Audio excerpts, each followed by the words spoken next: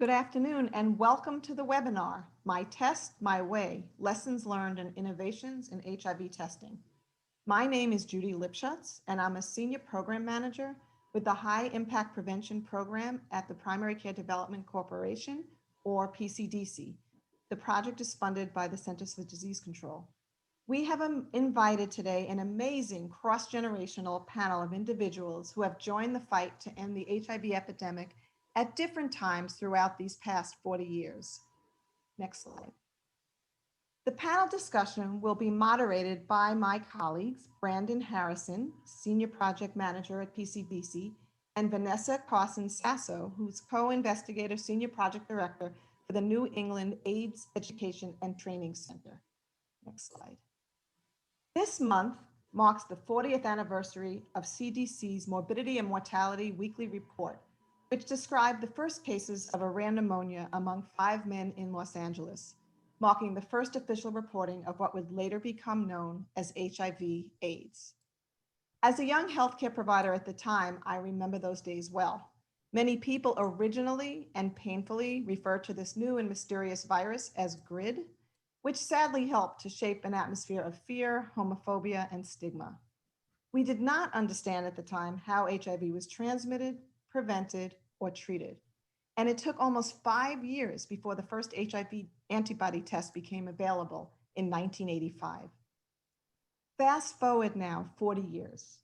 We can now reflect upon great advances in medicine, technology, and the power of community partnerships that have contributed to our increasing understanding.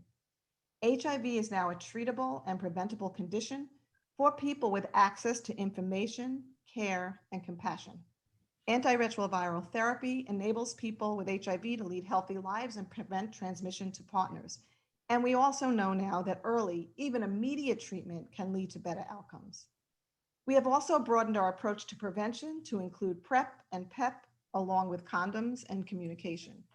And all these remarkable interventions begin with an HIV test. So today and this month, we celebrate HIV Testing Day because we have come to see HIV testing as the beginning of a care continuum that provides access to treatment, prevention, and hope. The past 15 months for all of us have provided us with an unprecedented set of challenges and opportunities in the context of the COVID-19 global pandemic. Health departments, health centers, CBOs, and other providers have put their creativity and innovation to the test to figure out how to continue the important work of ending HIV in this COVID environment. In a few minutes, our esteemed panelists will describe some of these creative approaches.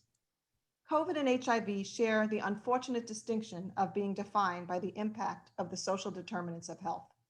We must continue digging away at stigma and the social and structural barriers that keep people from engaging in care. We must recommit ourselves to eliminating racism, homophobia, and transphobia in healthcare and moving towards health equity for all. Next slide. And now we're going to begin the panel. I am going to be asking our panelists the first question before handing things over to Brandon and Vanessa. So panelists, while answering the question, I would also like each of you to briefly introduce yourself and your work. So we're going to start with Matt Murphy, and I'd like to ask, here's the question for all of you. What does 40 years of HIV mean to you? And remember to give your brief introduction before you start. Thank you. Hi, everyone. Thrilled to be here. Thank you so much to the organizers and the moderators. My name is Matt Murphy. I'm an internal medicine physician, an assistant professor of medicine and behavioral and social sciences at Brown University, and I'm also medical director of Open Door Health, which is Rhode Island's first dedicated comprehensive primary care clinic for the LGBTQ community located in Providence, Rhode Island. I'm thrilled to be here, and it's in terms of the emotion or the sensation that I feel when asked the question, what does 40 years of HIV mean to me? It is a bittersweet or a mixed, with mixed emotions and with sort of a mixed meaning. I think it's incredible how far we have come over that time from a totally novel, new, infectious process to having really effective, incredibly effective and safe treatments to manage and treat the disease. But how far we still have to go in finding both a vaccine and a cure. And also, as I think the pandemic has highlighted just recently, that we're still sort of experiencing and living through, the real significant disparities, inequalities, and inequities that both lead to folks being placed in, being vulnerable to acquiring HIV, as well as to the challenges they experience in managing and treating that condition if and when they do acquire it. So it's that mixed sense of emotions of, real amazement and positivity of the success we've made as a scientific community, but also acknowledging the challenges that persist and are reflected in other disease processes that still impact us every day. Thank you so much, Matt. Next, we're going to ask the same question to Venetia Herron from the Connecticut Department of Public Health. What does the past 40 years of HIV mean to you? Hello, everyone. Thank you so much to the panelists, and thank you so much for the organizers for having me here. Thank you to my Connecticut State Department team for supporting me in this process. My name is Venetia Herron, and I am a contract manager and the lead on the in-home HIV test initiative at the State Department of Public Health, Connecticut State Department of Public Health. I work in the HIV prevention program under the TB, HIV, STD, and viral hepatitis programs. Thank you, Dr. Matt, for your sentiment, and I also share the same, that bittersweet, right? For me, 40 years of HIV means the need for increased and equitable access to HIV education.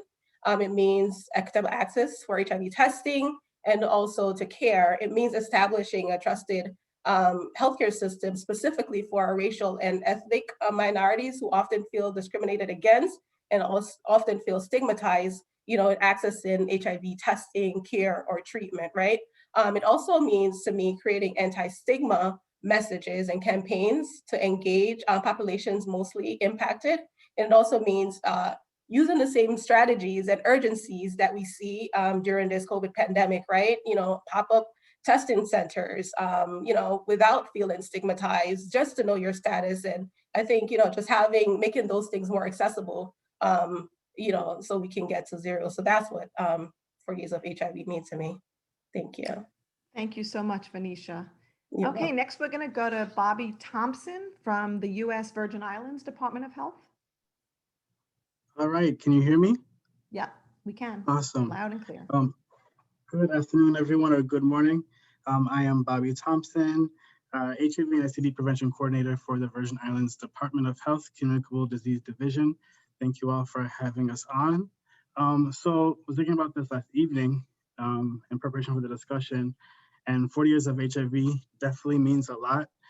Just like Matt and Venetia were saying beforehand, is bittersweet. I should start off by really acknowledging that HIV is older than me. HIV has been a reality from the time I was born. So learning about HIV, as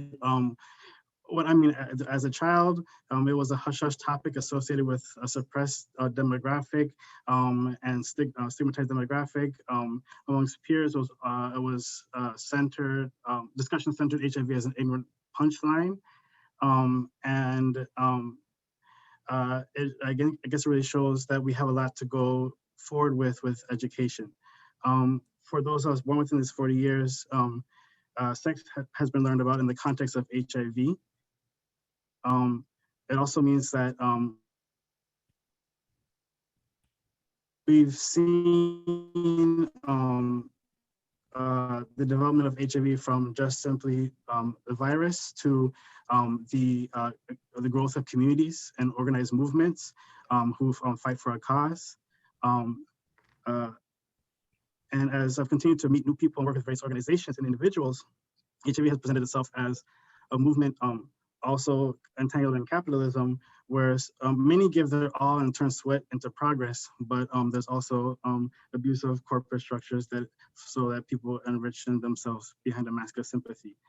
definitely with You Equals You, 40 years of HIV can mean liberation from the fear that my generation has been taught defines raw, intimate sex.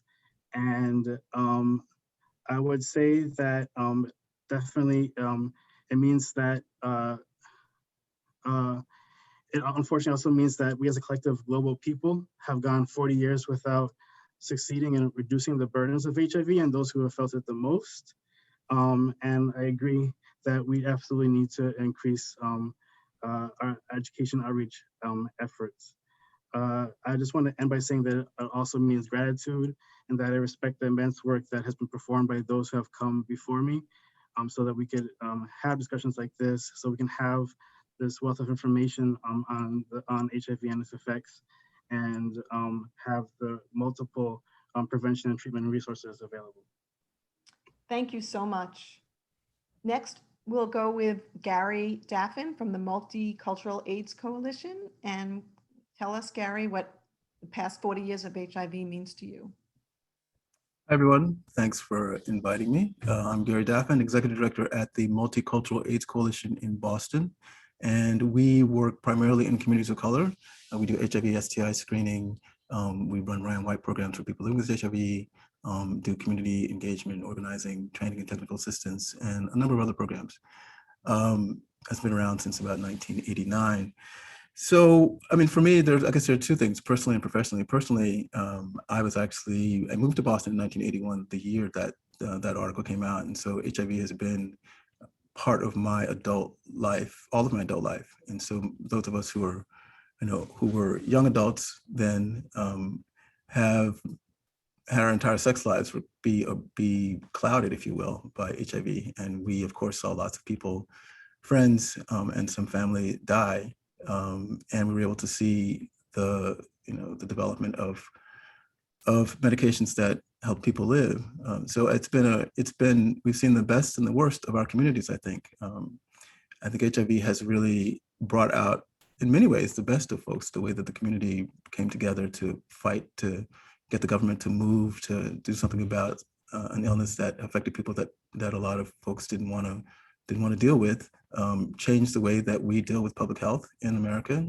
And one of the things that I don't think the HIV movement gets credit for is its impact on the LGBTQ movement in America. I don't think we would have moved as fast as we have if we didn't have a community of folks and allies who really mobilized to make the world see that LGBTQ people and people living with HIV are human beings, and that we needed to make sure that everybody has a chance to live a long and healthy life. Professionally, I think people have said many of the things that I was thinking. We work with a lot of different communities, and so it has been really fascinating to see how we work with gay, bisexual men, with people who inject drugs, with women who are maybe in the sex industry, with immigrants with Black immigrants and Latinx immigrants.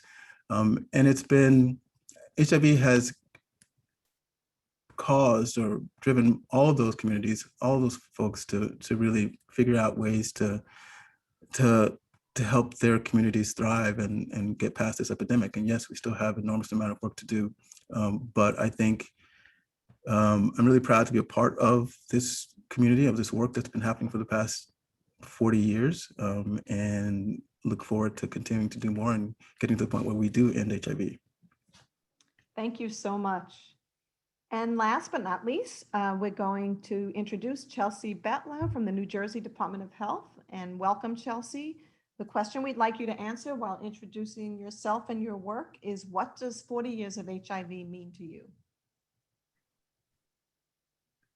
Hi, yes, I'm Chelsea Betlow, and I work for the New Jersey Division of HIV, STD, and TB Services in a new unit that we started at the beginning of this year called Program Innovation and Strategic Initiatives. And that unit houses our federal EHE efforts, our moving forward with our statewide efforts, and then innovative projects. And I will say that what 40 years means to me, it's not my whole life the way that Bobby had said, but very close, as I'm 46. So I remember so much coverage and it being so much in the media and in our shows and in the lessons we learned growing up in junior high and high school. And then I also know that, you know, that same coverage has not continued, which is why some people question, like, when you hear like, oh, is HIV still around in some mainstream spaces, people don't see enough coverage. I've been working in the field for about 20 years, and I've seen so many places where we've progressed. Sorry. I've seen so many places where we've progressed when it comes to science, when it comes to testing, moving from having to wait weeks for a test result to being able to get it, you know, in real time right there in a few minutes.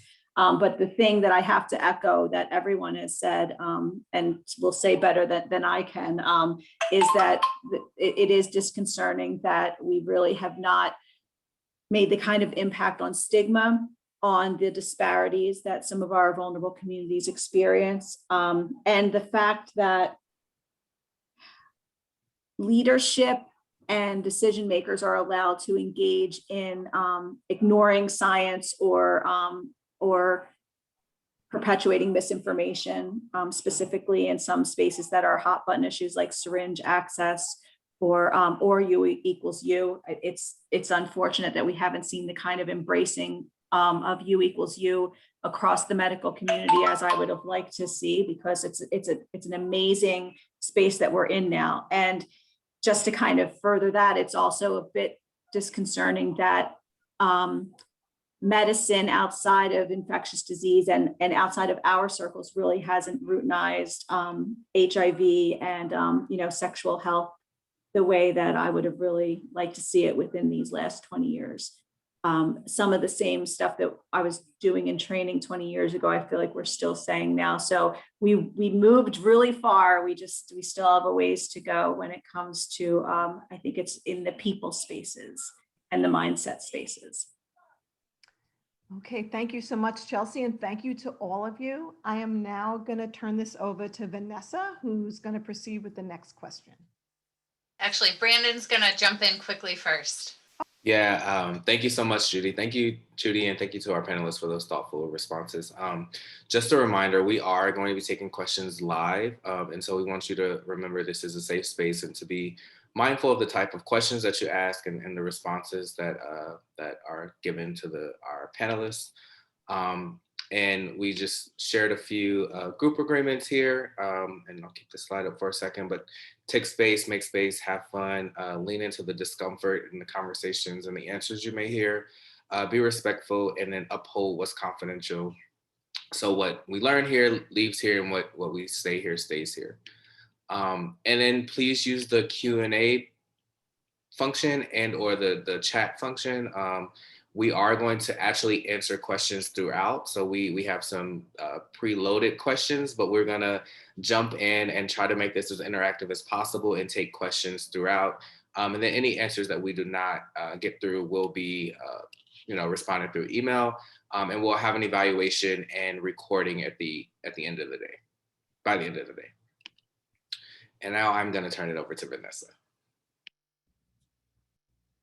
I was muted. It's like I feel like it's the sentiment of the season. You're muted.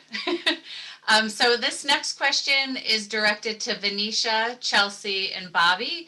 So I'll go ahead and ask it, and the three of them will respond. But then I also welcome anyone else from the panel to chime in after those three take the first stabs. So, as Judy already mentioned at the beginning of the webinar, the first test, the ELISA, was approved for use in 1985, and it was initially intended to ensure that blood donations would not transmit the virus.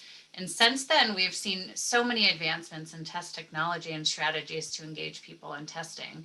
So the first question, please briefly describe an innovative approach or best practice that your organization has taken. And we will start with Venetia. Okay, thank you for your question. So we at the Connecticut State Department currently use our, you spoke about the different technologies and modalities, right? We currently use our rapid or a quick HIV test among our OTL sites, our outreach testing and linkage sites, and also our RTS, our routine testing sites. For testing, we've also piloted the INSTI test, the INSTI 1-minute test among our drug user health population, our syringe service program population, because, we know that population is very transient and, is always on the go. So we wanted to make sure that we are, engaging that population as well as far as testing is concerned. When the pandemic happened, last year, we also attempted to implement the Take Me Home hepatitis C test. That didn't work out for us for a while. So if anyone have any, input on, where we can get some, that pilot in the state of Connecticut, please feel free to share that. But we attempted to implement that, but it became too cumbersome. The collection of samples and, being able to ship it at a certain time of day, like that didn't work out for us. So fast forward, one major success that we've had, especially during the pandemic, is to implement the in-home HIV rapid test. And that rapid test has shown, like I said before, great success. We launched it back in March of 2020, and the campaign for that test is called Request Free HIV Test. CT, right? We started as a pilot to enhance access to HIV testing for our hard-to-reach population, such as our LGBTQ and also our people of color, right? And this initiative also aims to meet people where they are, which is in line with this year's theme for National HIV Testing, right? My Test, My Way. We also know that high impact, prevention services is very, instrumental, such as HIV testing, referrals, linkage, has proven to help to reduce the instances of HIV for populations most at risk. So since the pilot started, like I mentioned before, the number of organizations in the state of Connecticut continues to grow. Currently, we have about 17 organizations that's participating in the self-test program, because we had to pivot the way that we, meet our communities, right? And for individuals who don't know what the rapid in-home HIV test is, it is an in-home HIV test, right? It's an oral swab HIV test, and it's self-administered, and it can, individuals take it in the privacy of their own home or wherever they feel safe and comfortable.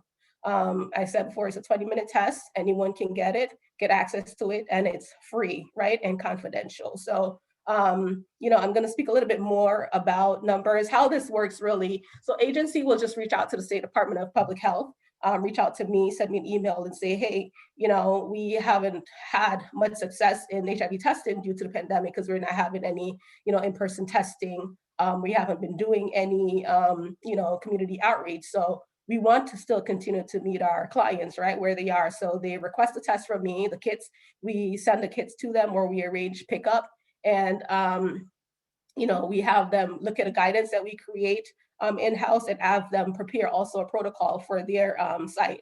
Once they prepare a protocol, then they'll send that over to us for review and approval. And then they can just start sending out the test kits to individuals that need them. Marketing is very important. So we've also here at our department have someone who's very creative to help to create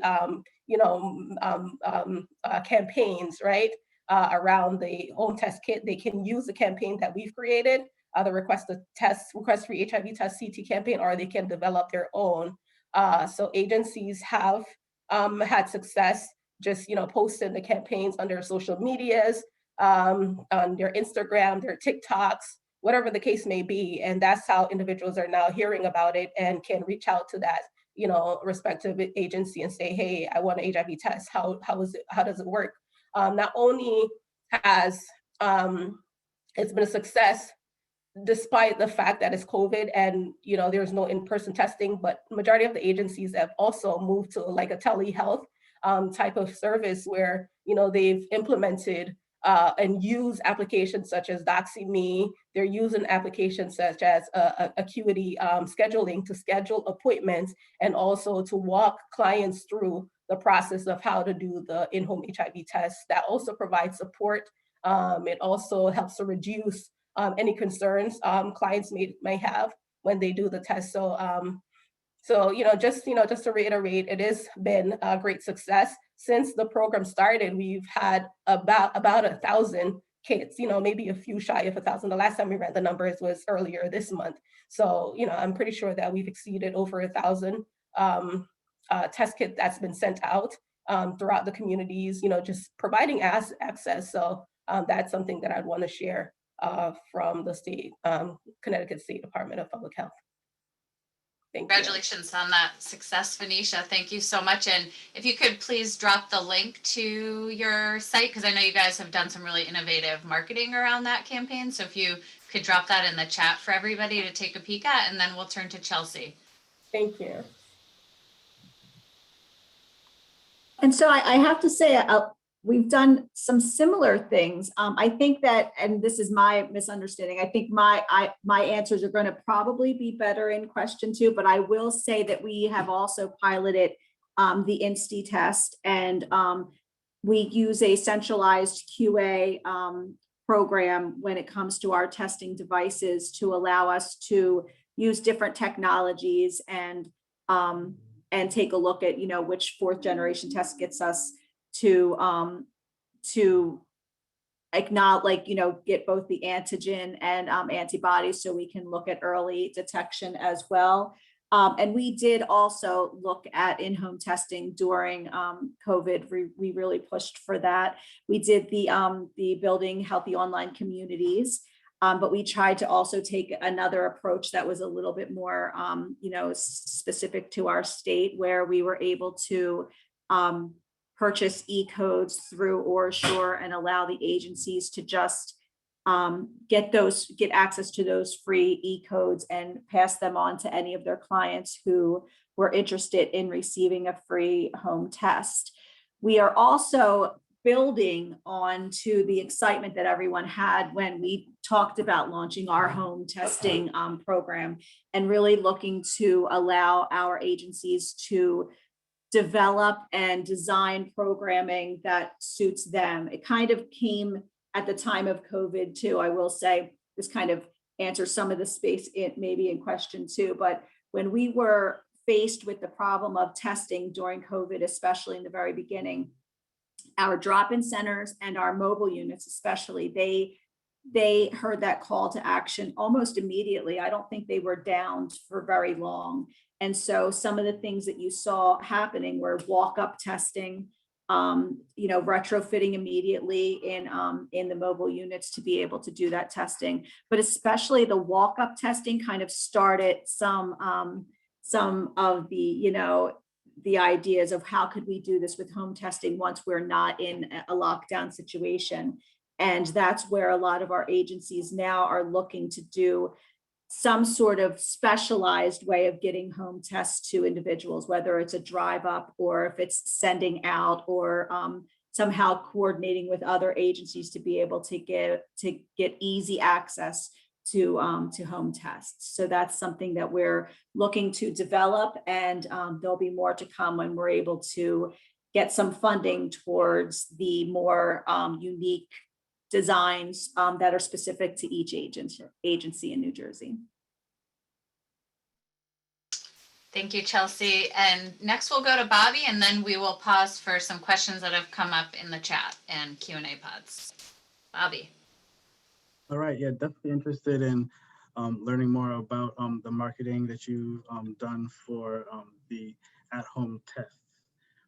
For USVI, we definitely try to normalize HIV testing, whether that means linking testing with biometric screening so it becomes as normal as taking your blood pressure, or making HIV testing opt out so that getting testing isn't even really a question. But of course, as everyone knows, when COVID hit, the pandemic changed the whole HIV testing playing field. Because how do you reach your community when your community has been blocked from social and physical spaces? So I'm sure that everyone listening can relate. But in late August, on the NHM&E call, Brandon Dykes of Augusta, Georgia's Department of Public Health presented an exciting solution. They were successfully performing drive-through HIV testing using INSTI HIV tests. So just like we were just talking about, the INSTI test is uses a small sample of blood, usually collected by finger stick, to detect HIV antibodies in a minute or less using a three-step process. Augusta, Georgia had modified the protocol by setting up a series of stations like a conveyor belt. In the first station, they registered the client. In the second station, they collected the sample and placed it in a labeled plastic Ziploc bag.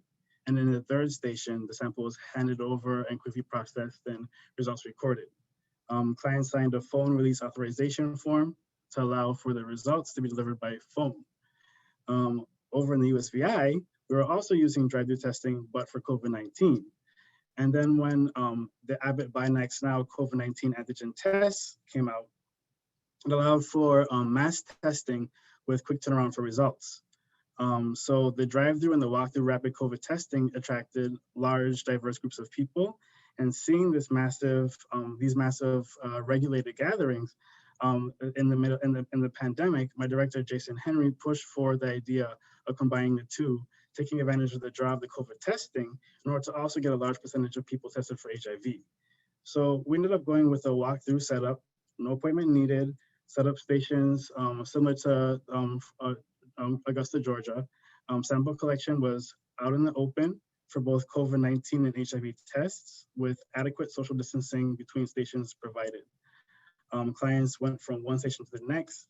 They get the HIV test and they go and get their COVID test and creating an opt-out like flow. When we first discussed this format, I was concerned. I was worried that those who are nervous about HIV testing will avoid the HIV testing station out of fear or discretion. However, actually, the effect of having the two tests out in the open back to back was really to normalize the screening of the for HIV. So, and with all samples still processed in a separate confidential space and results delivered through a digital results delivery system, we were still able to respect the privacy of clients. And in addition, although we were only able to offer gift cards for HIV testing, the draw of having an event with gift cards further compelled more individuals to attend the event. So with the combination testing of COVID and HIV, we have been able to draw interest of consistently large crowds in a pandemic. Since starting, we've moved to an all digital format that allows us also to do easy entry of results and organization of data. In the combination events that we performed so far, that's last year and this year, on average, 56% of all clients who attended the events did a HIV test, and 29% of clients who tested for HIV were getting tested for the first time. We also performed a drive-through format, which was just like in Augusta, which is really exciting. You end up seeing people showing up on motorcycles. It's really, really, really cool stuff. For the drive-through testing with just HIV, about 34% of testers were first-time testers. So we had 29% with the COVID and HIV combo, and 34% first-time testers for the HIV drive-through. And in comparison, in 2020, only 22% of clients who tested with us were first-time testers. So that is an increase in first-time testers. So that's really cool to see. I would say that two big takeaways from using that protocol would be that we need to continue to integrate HIV testing into the activities and events that people are driven to, whether through need or desire. And second, even in a community like ours, which is racked by HIV stigma and anti-gay stigma associated with HIV, normalizing the act of testing by integrating it into other normalized activities advances understanding that testing for HIV is a normal and simple act that you don't need to hide. So we're proud of that. Excellent, Bobby. Thank you so much. Excellent, exciting innovation happening in all of your three jurisdictions. We do have a question in the chat here from Jessica wondering about resources for free test kits and specifically the free home test kits. So if any of our panelists have suggestions for Jessica, I would encourage you to please type those into the chat pod, any websites or anything that you have. And then also in the Q&A pod, Evelyn is asking about people being honest about the results of their home tests. So if anybody wants to weigh in on that one, for Evelyn.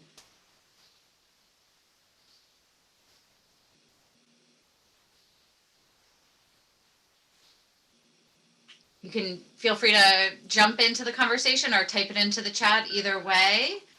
And yes, yeah, please unmute yourselves too for Q&A, raise your hand, jump in. We want to make this interactive with all the panelists and the participants. Okay, Yes, so Anisha.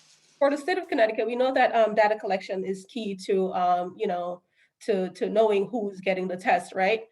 So what we did, we created a QR code using a tiny URL. You know, a lot of people know that QR code is very popular now, especially since the COVID pandemic. So, you know, no touch. If you have a cell phone, you could just hover your phone over the QR code and it takes you to a survey. And just to add, you know, of course, our rapid in-home HIV test is specifically to Connecticut only, Connecticut residents only, and also for individuals who've never received a HIV test in the past. So the QR code, once a person hover their phones over the QR code, it takes them to the survey, and you know, they can put in the agency that will be sending. So if they're in, for example, New Haven, you know, it will populate, you know, who is in New Haven that's participating in the program, and that agency will send the test kits to that particular person.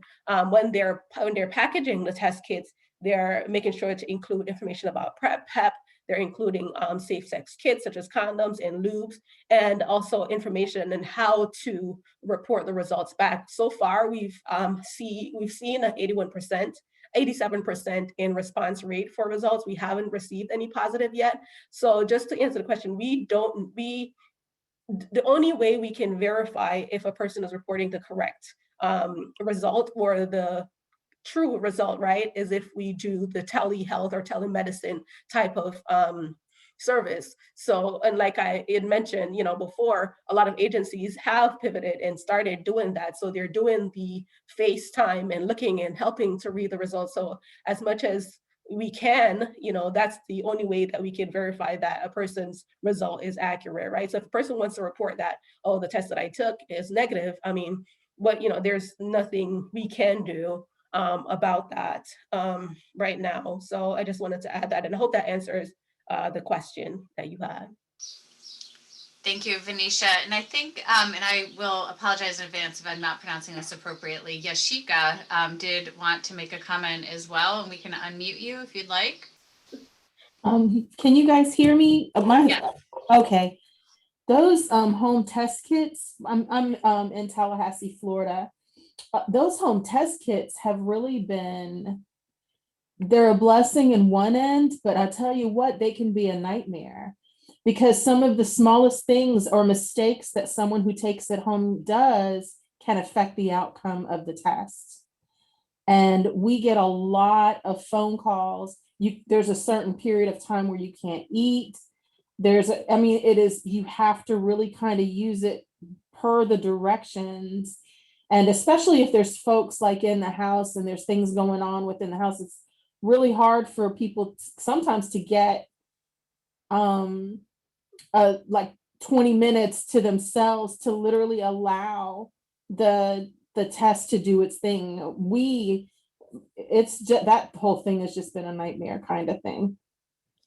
So unfortunately, we haven't had that in our jurisdiction. Like I said before, we try to encourage our testers, right, and our counselors to try to build some sort of rapport with individuals that are requesting the test. So during that counseling piece, if they're talking to them on the phone, you know, they're also sending them the link. So OrQuick also has a link on YouTube that shows exactly how to conduct the test. So if they're watching the video beforehand, it tells you, make sure that you have that 20 minutes, you know, rinse your mouth, make sure you're swabbing correctly, just one, not to go deeply in the gum line, you know, et cetera. So there are videos that our counselors and testers are sending and are also showing these clients and participants. And like I said, I think rapport building and establishing some form of relationship so that that participant can feel comfortable to report their test back is, you know, is key. We're in the process of, well, we're trying to strategize right now to try to host statewide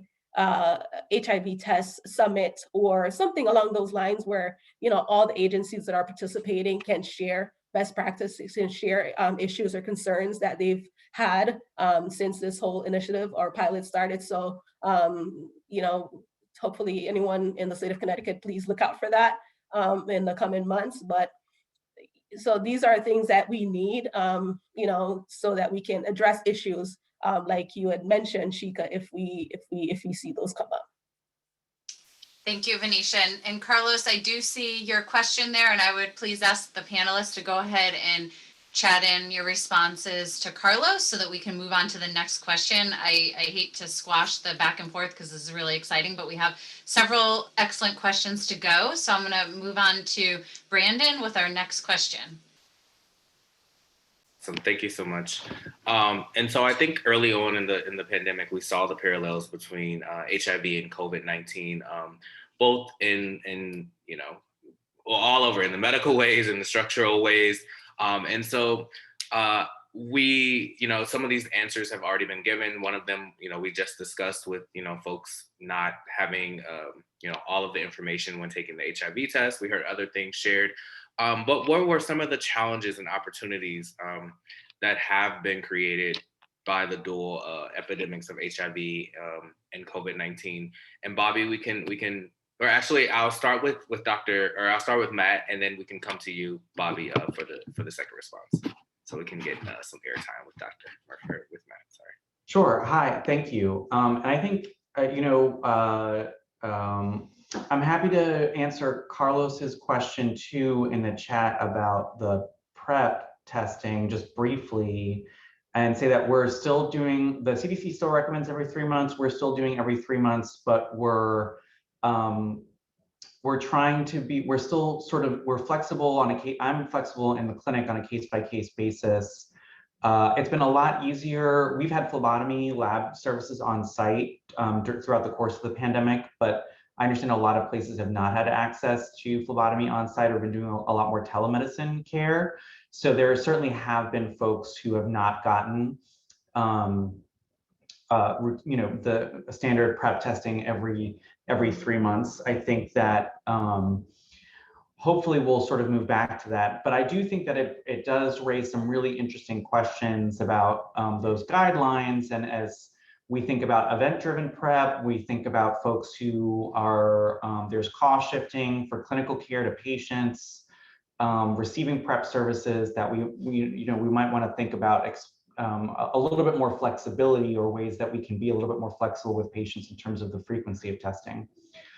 That being said, to Brandon's point, I think what was really, on one hand, deeply disturbing and shocking to me, but on the other hand, not surprising, was the article that was released today. I believe it was in JAMA, looking at the drop in life expectancy caused by the pandemic, and how, I will say that the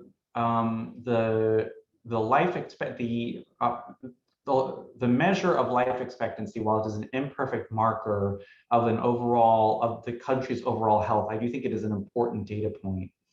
And I do encourage folks to, go to that article and to read some of the discussion around it, because even prior to the COVID pandemic, there was the opioid epidemic, and there had already been decreases for the first time in modern American history in life expectancy. Pre-COVID pandemic. And there really are population level health challenges that are in real time and across the country reducing life expectancy for different populations. And COVID has really only accelerated that. The fact that there was a nearly 2-year overall drop in life expectancy among the general population is shocking.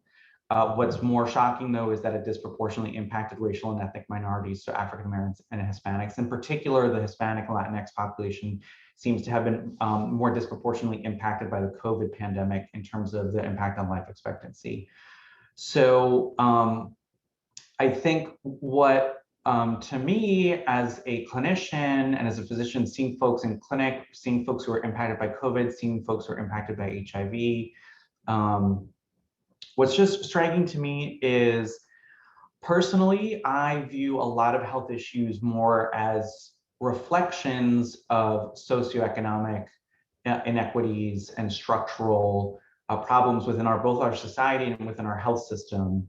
And I really think that, to me, disease, whether it be HIV or COVID, in many respects is a manifestation of social, economic, and structural inequities.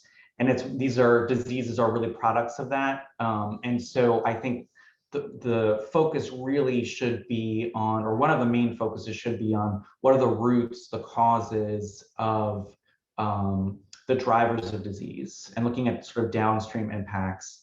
And sadly, the experience of COVID and HIV, while there might have been 40 years separating the appearance, or nearly 40 years separating the appearance of HIV, or the identification of HIV and the identification of COVID, they both prove that it's really social and structural inequities that drive disease, and that we need to, really think about, as a public health community, how do we address those issues, and particularly how do we reverse this trend, which, as I mentioned sort of at the beginning, this sort of bittersweet, where we've made so much progress, but we really haven't made enough, and we haven't addressed some of the core foundational issues like racism, sexism, homophobia, ageism, et cetera, all of these sort of structural and social issues. So. Thank you so much, Matt. And Bobby, you also had some to share, and then we'll open it up to the rest of the panel to share some of the opportunities and challenges as well. You may be on mute, Bobby.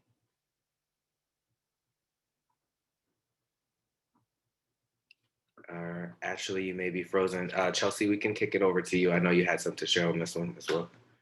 Yeah, thank you so much. And whenever Bobby gets unfrozen, I'll gladly pass it over to him. But one of the things that we were able to do, so there was an opportunity, and I think it's been said a bit when you talk about bundling different screenings. What we did was we took a pilot project that looked to do asymptomatic screening for COVID in our LGBTQ drop-in centers across our state. And one thing that we noticed was, because those agencies and those programs had built such a strong foundation in the community and had really built trust over time, that we really saw a lot of testing in those facilities, but also we saw where most agencies had an extreme decrease in HIV testing. We did see that the offering of the screening for COVID really increased numbers at one specific clinic specifically.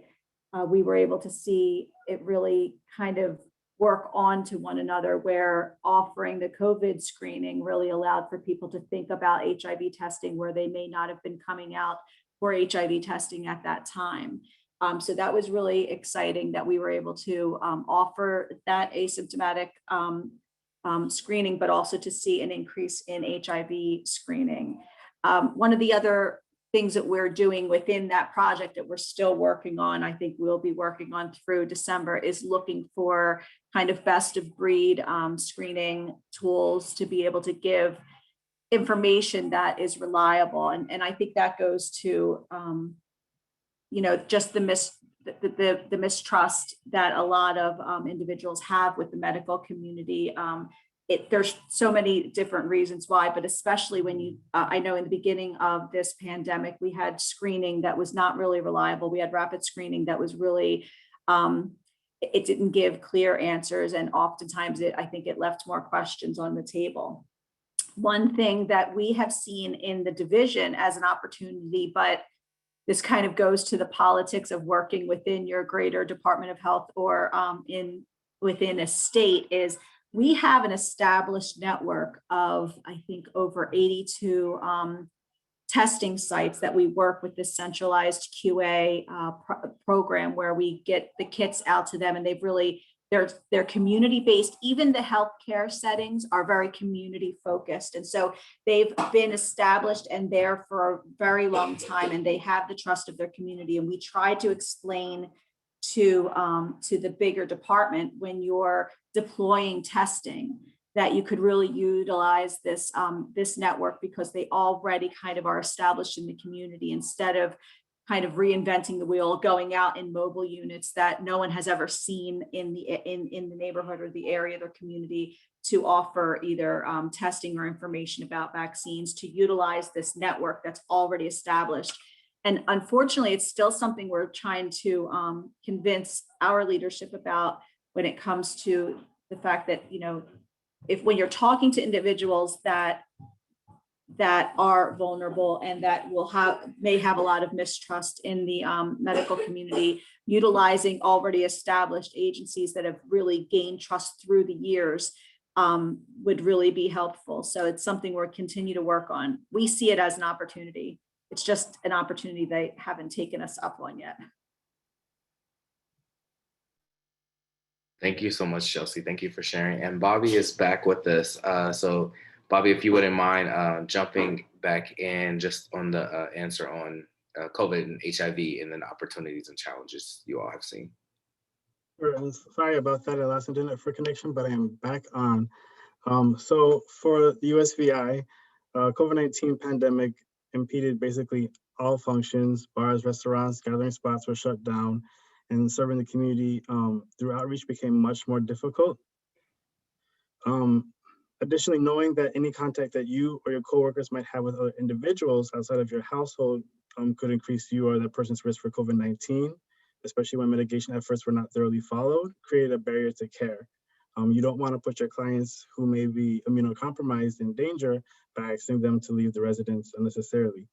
I think that another challenge was there was a recognition of the overall frequency of risk behaviors of our client base, and this bled over into latent stigmas, or the latent stigmas bled over into this. And so what I mean by that is for instance, some expressed concerns that clients who are contracting STIs in the pandemic were most likely also exhibiting the same behaviors, increasing risk of contracting COVID-19. And it is possible that this is true, but I believe that this compounded risk made it easier for clients to be judged. Not only do you have the stigma of someone coming in with an STD for treatment, but also someone who is sexually active with an STD in the middle of a pandemic. So this made it easier to mentally justify an unwillingness to engage in close contact with clients. And the justification of other suffering is commonly used tool in human psychology that we use to defend ourselves, but we have to continue to be vigilant with our tendency to place judgment on others, whether it's a gay man with HIV or a miseducated individual who wears their mask on their chin. So additionally, although our division was equipped to work from home due to being prepped for post-hurricane environments where roads might be blocked and in-office equipment inaccessible, we weren't really ready for telemedicine. And so that was another issue that we had. And finally, probably was experienced by everyone. Working with HIV and other STDs, you work in a very passionate space, and the added stresses of the pandemic put a great pressure on our operations, emotionally as well. On the other hand, there are opportunities that are presented by the pandemic. This dual epidemic actually created multiple opportunities for advancing HIV prevention, just like other panelists have been talking about. We talked about at-home testing and other like using at-home testing to advance or to maintain PrEP care. It has shown us how in the future telemedicine can be integrated into in-person care efforts so we can reach the greatest number of clients most effectively and efficiently. But it's also made us aware of disparities in access to technology and technological competency. And then for the USVI, it has made us again aware of the disconnect that we sometimes experience in the USVI, where because we're physically and culturally separate from the mainland, sometimes or some of us will end up feeling like we are also separate from developments in the mainland, such as the spread of HIV or COVID-19. It's sort of been for me a bullet point review of the development of HIV, watching the development and how our response to COVID-19, especially with COVID-19 affecting marginalized groups, and being also associated and to those groups, and those groups being further stigmatized, such as, for instance, people without homes. Let's see. And I think that it recently has really shown how risk reduction and inclusive messaging can be effective across multiple multiple communicable diseases. So, for instance, where Pfizer or Moderna might be gold standards for vaccines, you might recommend Johnson & Johnson for someone who does not have reliable transportation, or for whom their anxieties won't permit a 2-shot regimen. So yeah, definitely challenges and opportunities. Thank you. Thank you so much. And you all seem to have been doing great work in the USVI with all of the challenges and the opportunities. Thank you all for sharing during this this question. Vanessa, I will turn it back over to you for our next question. Thank you so much. So finally, we'll get to hear from Gary. With this next question, we're going to start with Gary. So as we've already talked a ton about really that disproportionate impact of COVID-19 on communities of color, we want to hear from you, Gary, about how the MAC has addressed these pandemics and the disproportionate impacts they've had on our communities. Thank you, Gary.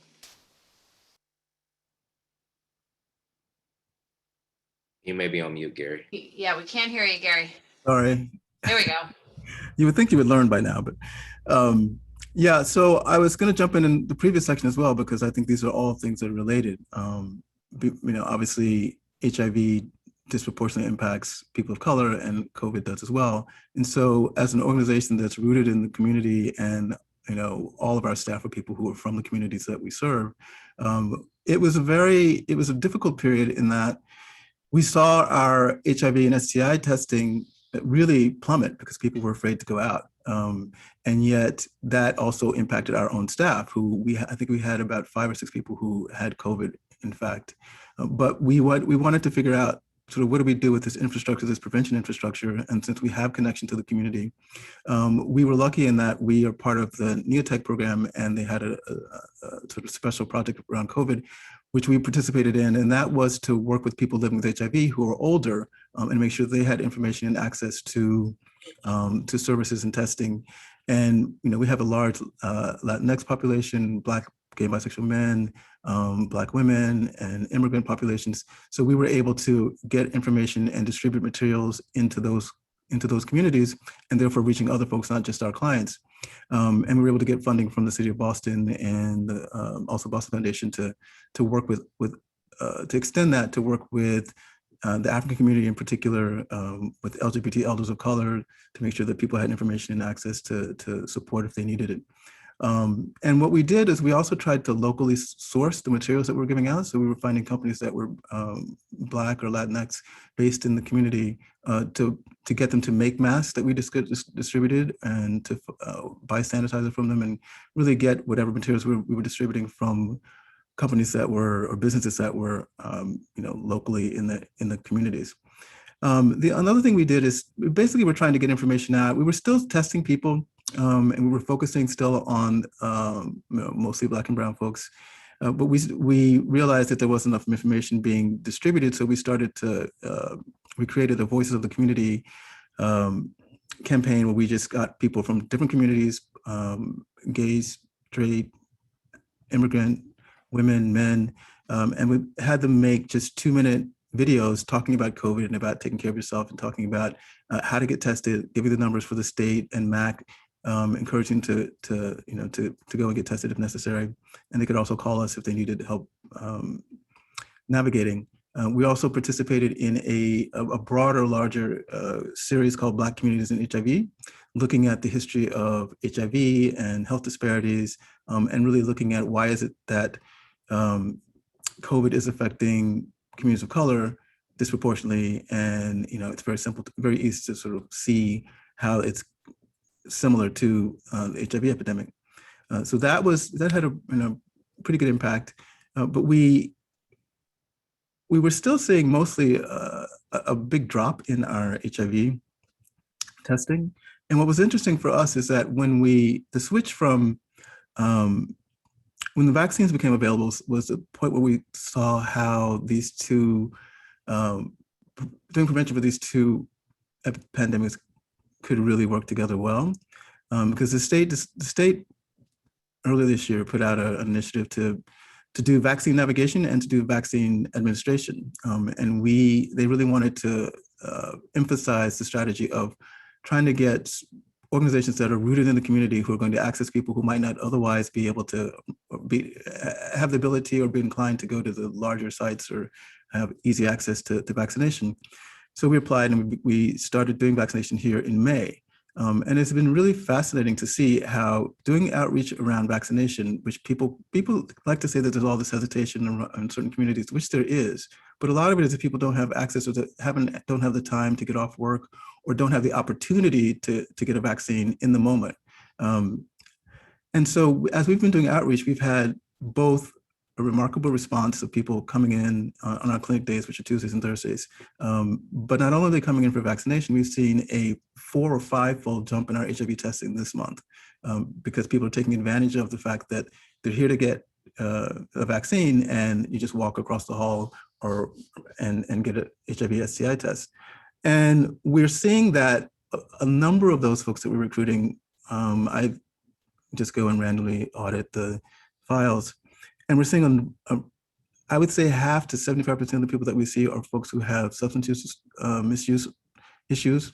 And so what it's saying to me is that using the infrastructure and the fact that we're based in the community to go and recruit people for COVID vaccination, we're also getting those folks who have probably not have been tested for HIV in a while, who have not had access to treatment or services around their substance misuse issues. And so we're getting them back into the system, back into support services. So that's been, the way that we've addressed the disparities is really just doing in a way, taking advantage of the fact that we have staff from the community who have the experience in reaching folks who otherwise aren't being reached. And I think that's going to be the key to getting us in the last 20% of people who need to get vaccinated for COVID, and also a way to get people back into HIV and STI testing and services, because we know that we're probably going to see, and we are seeing, an increase in STIs and HIV just because people haven't been getting tested, so they haven't been getting treated. So, I think it's, as other people have mentioned, there are structural issues that are that cause people to cause communities to be disproportionately impacted by disease, and whether it's over 40 years or whether it's something that happens in the short time that we've had COVID, a relatively short time, we can see that disparity exists, but we can also see that there's an opportunity if we stick to some of the methods that we know work, which is having people from the communities do the work to reach folks, and particularly people that they trust, and bring them into services and into care that we can at least begin to affect those disparities. So I'm hoping that we can continue to do this throughout the next year. And I don't know what will happen if we have to have booster shots. I suppose we might want to continue to do that, particularly if we can get people into to get HIV testing, or if they have HIV to get into care. And we have seen, the one thing that I will say, that the outreach that we did for COVID through the NeoTech program, we really kept all of our brown white clients. They stayed connected. We didn't lose anyone really. We have had clients who had COVID, but most of our clients remained in contact with us. They made their medical appointments, and sometimes we had to help them navigate to them. But it was, the fact that we were able to provide COVID services also made sure that they stayed in care. And so the two can really work together, and particularly for populations that experience disparities, I think is really important that we, as one of the previous people said, that we work with the organizations that are in the community on the ground and have access and are trusted by the folks in their community. Thank you. Thank you so much, Gary. I just want to say we're proud to call y'all partners in this work. So thank you so much for all your efforts. I also wanted to add for the state of Connecticut, how COVID has drastically, altered the way that we provide prevention services in Connecticut, and the need to implement services to meet communities where they are, especially, with HIV and COVID is critical, during this time and beyond. So for us, funded sites were closed to the general public. They were limited to none in-person HIV testing. Community outreach had ceased, like I mentioned before. Some staff personnel were also transferred to, COVID testing centers or to conduct COVID-related duties. Specifically some of our RTS sites where, COVID was the epicenter of that, respective community. So, but when we did launch the request free HIV test, many agencies, like I said before, pivoted the way that they were doing things, right? Even though they weren't prepared for telehealth, especially our OTL sites, they had to do it. They had to prepare themselves for it. This made it possible for testing to continue in some capacity. Some agencies shifted, our outreach and linkage sites, like I said before, had to, do those things to mitigate some of the barriers that were brought about by COVID. Safety obviously is an absolute priority for all of us. So I had mentioned before, different applications that, and anyone can use these applications. The DoxyMe, especially if you're not set up to do telemedicine or telehealth, DoxyMe is an application that is a confidential video conferencing site. Another application that I had mentioned before was the Acuity scheduling, where individuals can schedule contactless appointments. This made it possible for folks to set up their appointments and to adhere to their appointments, just to have someone walk them through the testing process if they were being tested at home.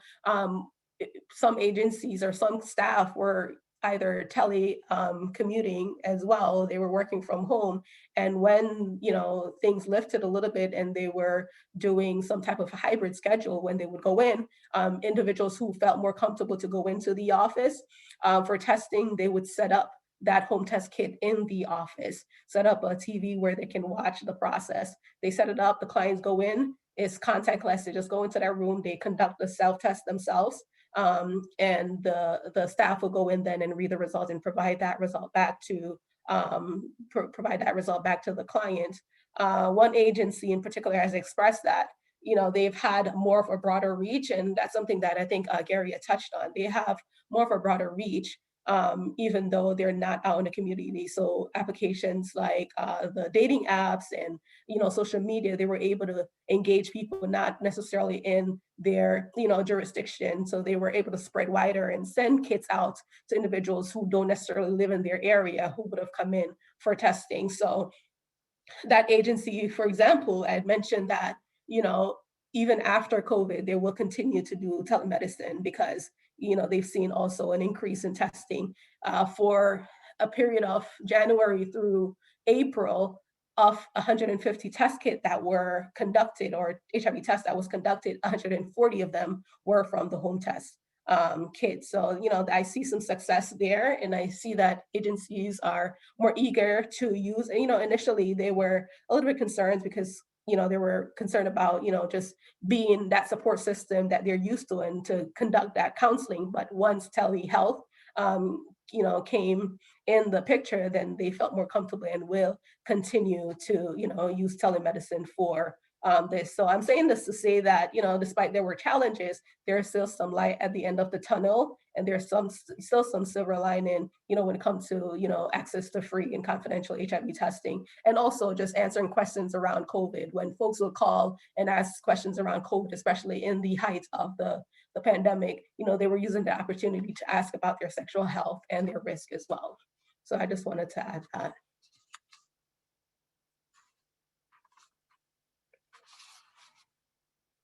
Thanks so much, Vernisha, and thank you to Gary as well. And Gary dropped some links in the chat.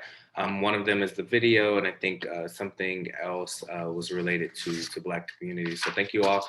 All of our panelists, please feel free to drop any links in the chat that you have, resources, any links back to your websites, marketing materials that you have that can inspire others that are doing the work as well. And then we have one last question before the final question. And it's in, speaking of social and racial justice, the impact of COVID-19 not only affected communities of color, folks that were older, but our transgender and gender nonconforming friends have been greatly impacted by COVID. And it's a community in which the healthcare system and social services and safety all have failed them in the time of crises.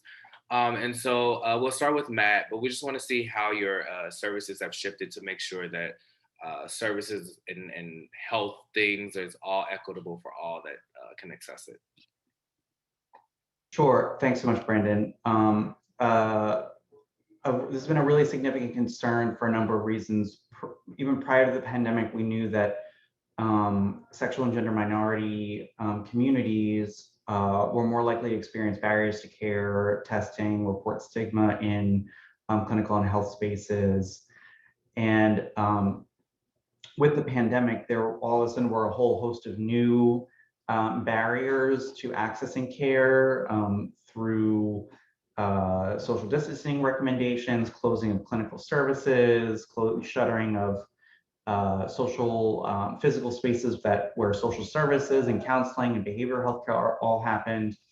And what we have seen is that in fact, that there has been a greater number of folks who are reporting having difficulty accessing care, and that has translated into a disproportionate impact on sexual and gender minorities who are reporting, again, compared to their cisgender heterosexual colleagues, that they're more likely to experience barriers to healthcare, mental health, behavioral health services. And what we have seen is that has translated into folks who have been more likely to drop off the pre-exposure prophylaxis continuum. So PrEP care, there's been a drop off. And as other folks have mentioned, there's been a decrease in HIV and STI testing, which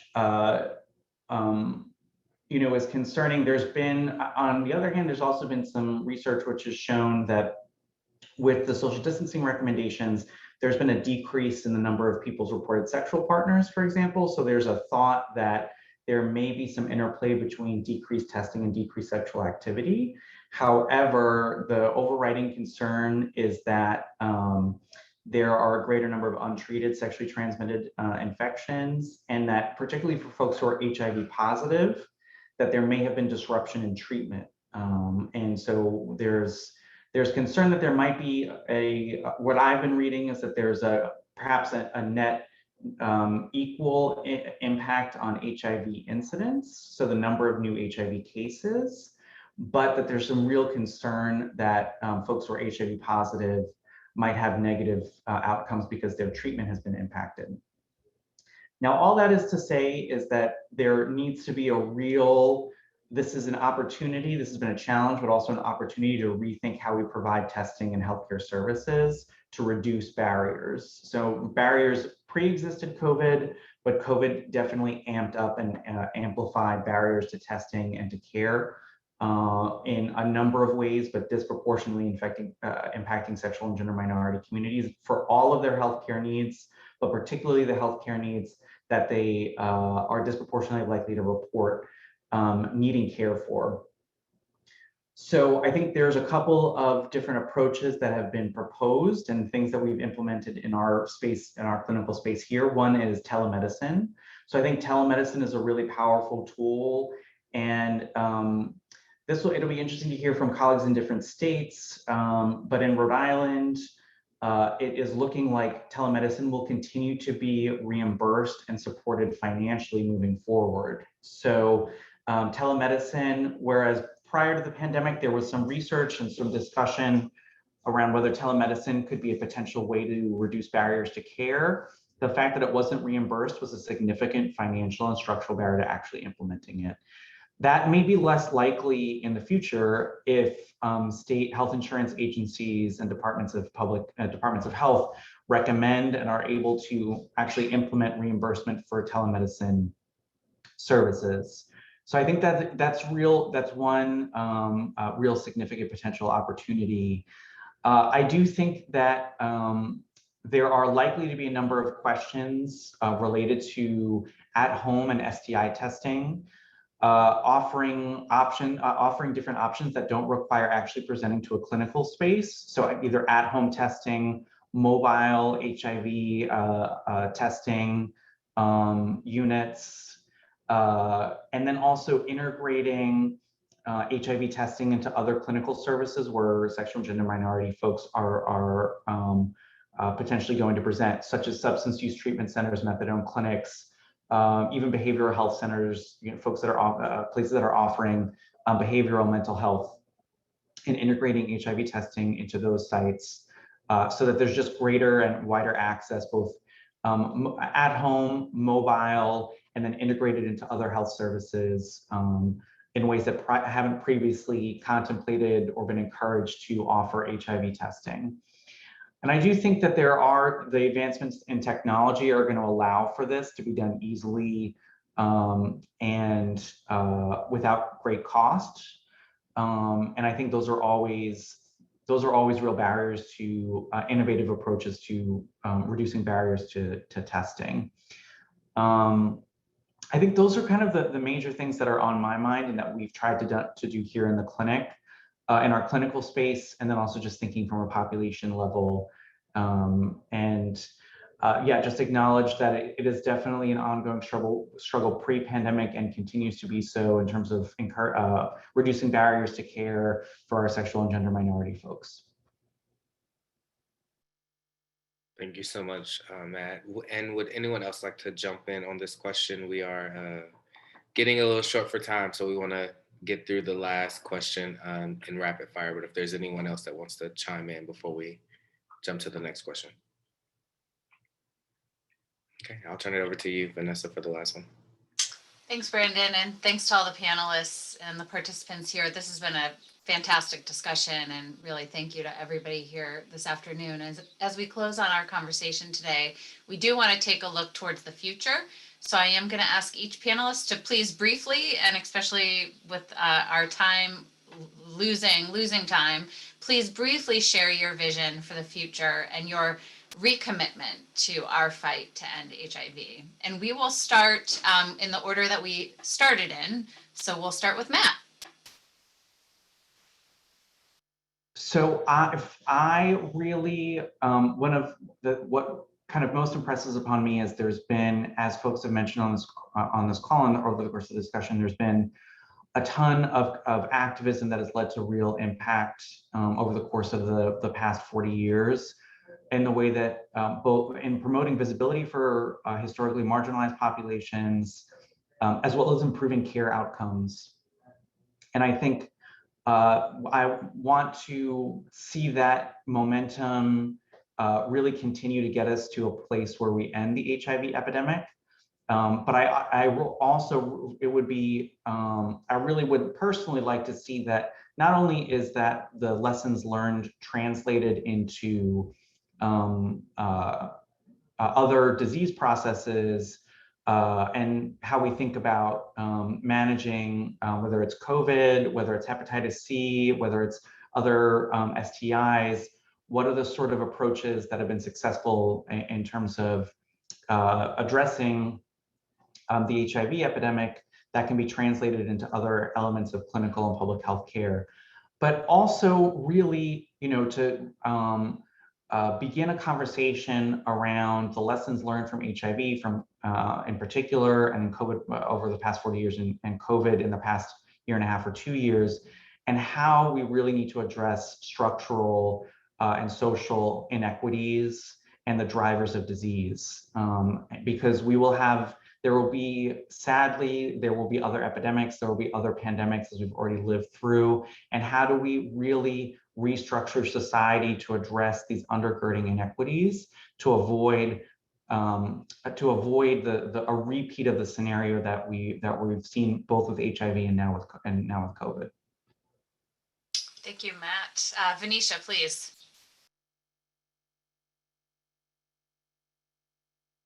Sorry about that. I'm going to try to make mine as short and succinct as possible, but just, just echo what Matt said, just addressing, social and structural inequities. There's a Bible verse that says, for lack of knowledge, my people perish. It's about really starting with those uncomfortable conversations, not only, through adulthood, but starting when a child is young, just having those conversations, those uncomfortable conversations at the dinner table, making education around sexual education more accessible for children in schools, right? The school age kids. I think I have nephews, and growing up in a West Indian culture, it's all about, for men, planting seeds, right? Carrying on your name. And how do you do that? You do that through condomless sex, or without protection. So for me, just having those conversations with the people closest to me, and then we can spread broader. I haven't always been a contract manager. I was also a frontline staff,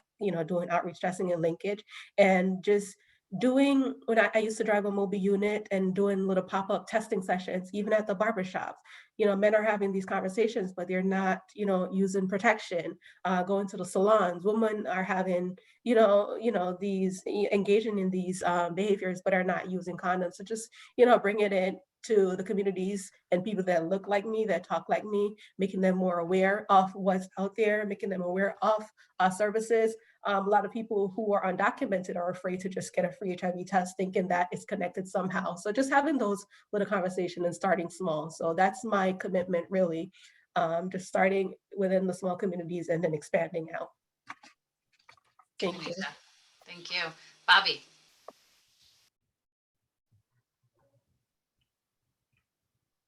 Right. So yeah, the future of HIV, I think is going to be taking the lessons that we have learned during this pandemic and holding on fast to the empathy that our community has had the opportunity to gain for people with communicable diseases. I think we will need to talk to our communities and work on our messaging so that when the incoming HIV vaccines become real, we're able to effectively reach enough of our community that we can stop HIV in its tracks. Currently in the USVI, we're experiencing a lot of hesitancy for taking the COVID vaccines.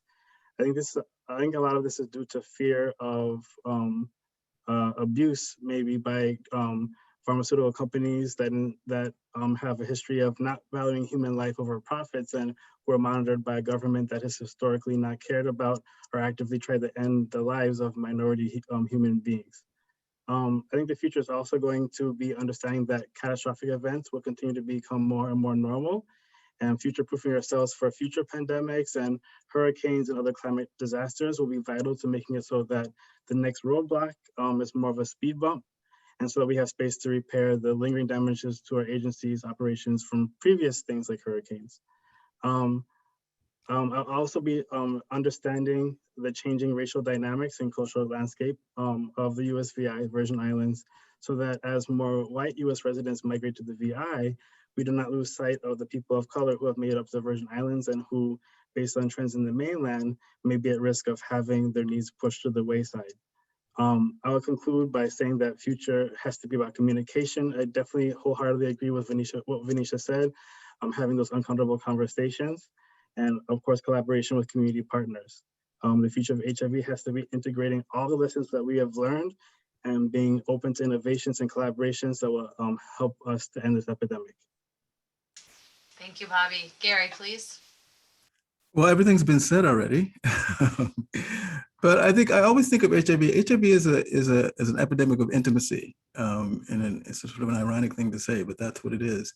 And yet, I think the future of HIV is actually more intersectional, and I think we're moving to the point where HIV is not considered in and of itself. That we understand that all the things that drive HIV are the issues that drive other disparities in basic human needs, whether it's housing or food or shelter. If we can conquer those things, if we can figure out how to make sure that people, whatever color they are, whatever sexual orientation they are, whatever ability they have the ability to live a healthy life, I think that's the future of HIV. It's going to be, I don't think we're going to, I hope that we aren't in 40 years talking about HIV separate from everything else. Thank you, Gary. And of course, again, last but not least, Chelsea, please. Absolutely. All the panelists had wonderful answers to this question. And I have to echo what they've all said.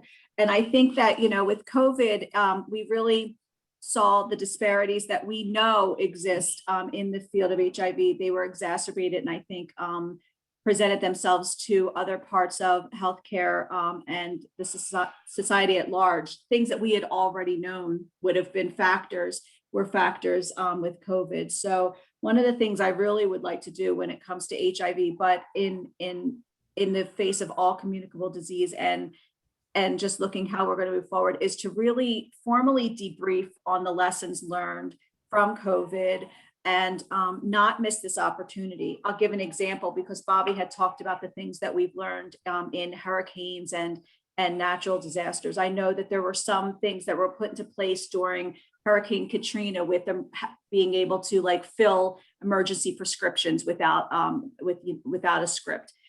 But we see those things happen in that emergency, but not look to see, wow, that really did address a barrier that exists outside of a natural disaster. So I really would like to look at debriefing in a formal way to learn these lessons and not have to wait for the next crisis to really start to use the things that we see worked to address everyday barriers and to really reduce the disparity in terms of access to healthcare. So I really would like to look at that process moving forward. Thank you, Chelsea. Well, certainly a lot of excellent work has been done and more to do, no doubt. And we appreciate all of your efforts ongoing. And Brandon, I think we're wrapping up here for time. I know we want to let people know there will be an evaluation. We do take your feedback seriously, so please complete the evaluation. And if we have a couple minutes, maybe we can open it up for any last lingering questions or comments. We're seeing some contact information scrolling here for PCDC and the ATCs, so please reach out to us. Of course, we provide training, technical assistance, capacity building. We focus on New England and the Northeast Caribbean collectively, but there are resources for the whole US and territories. So hit us up if you need our help. We are here for you. Any last lingering words from anybody before we close it out? Well, I think we can end. So thank you so much for sticking in with us here this afternoon. This has been fantastic. Thank you so much to everyone. Thank you. Thanks, everyone. Thank you. Thank you so much. Everyone, you. thank you.